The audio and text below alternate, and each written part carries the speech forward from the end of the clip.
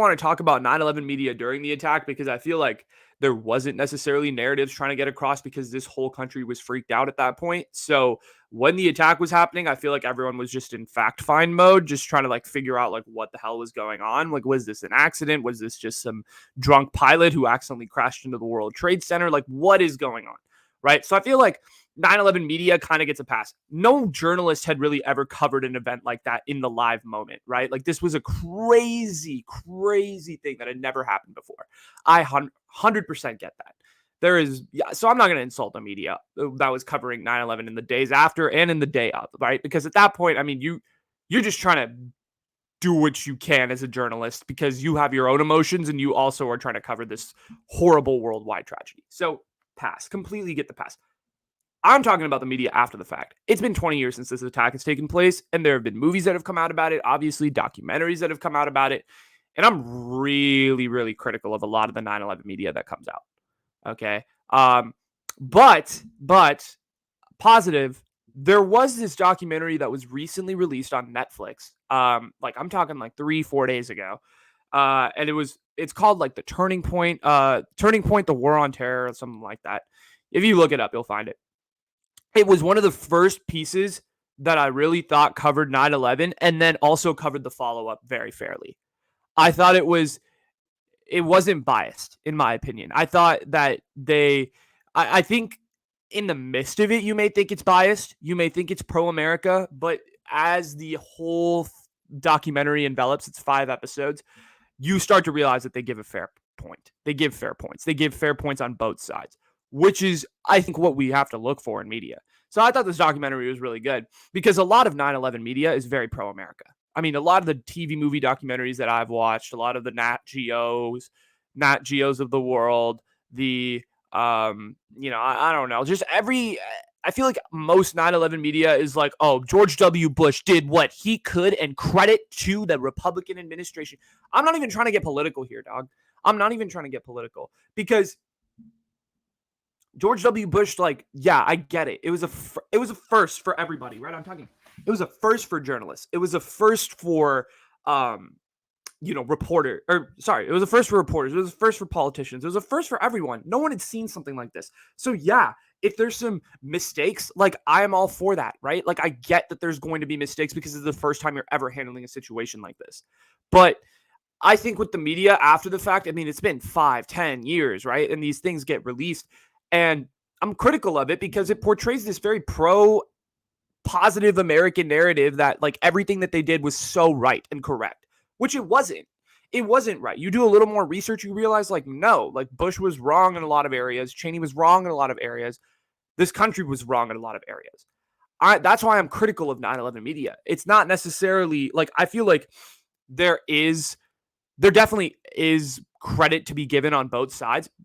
By both sides, I mean like the Bush, administration, but also like, they did some right. I do think George W. Bush did some right in the situation, but I think he fucked up tremendously afterwards, and he fucked up tremendously during as well.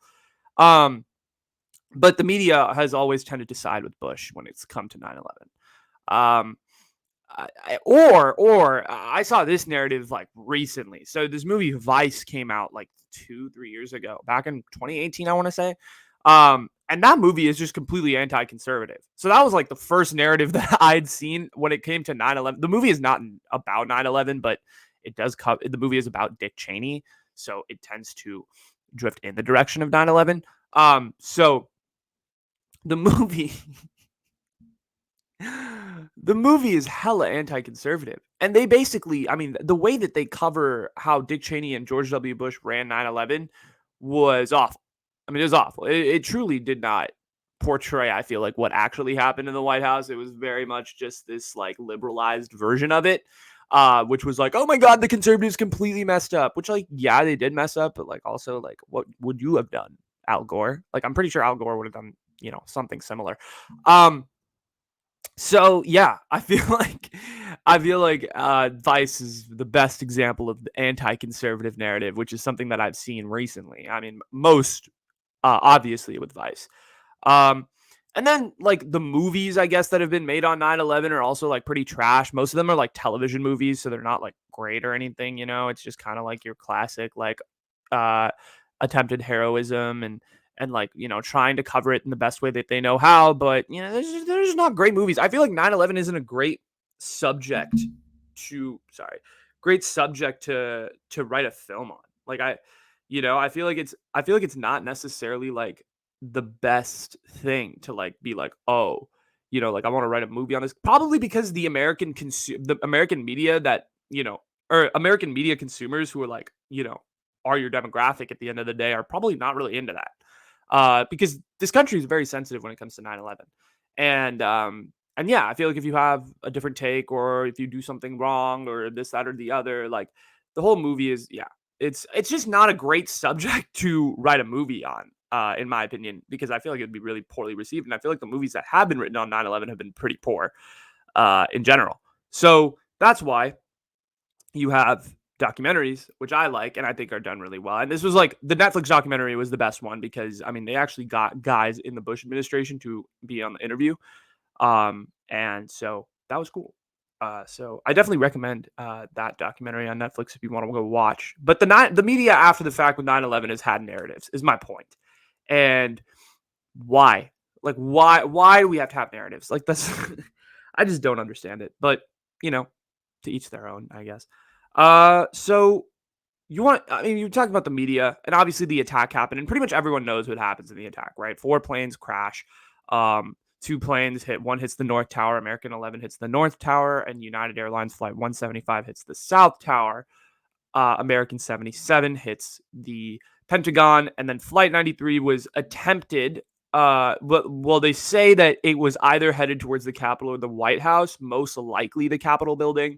And then it crashed in a field in Shanksville, Pennsylvania, due to a passenger revolt, which I'm going to talk about a little later on in the show. So stay tuned for that. But yeah, so that was the attack. Obviously, lots of first responders were lost in the kind of evacuation of the World Trade Center and putting out the fires at the Pentagon and all of that. Very sad day overall for America. But the important part is 9/11 happened, right? It was one day.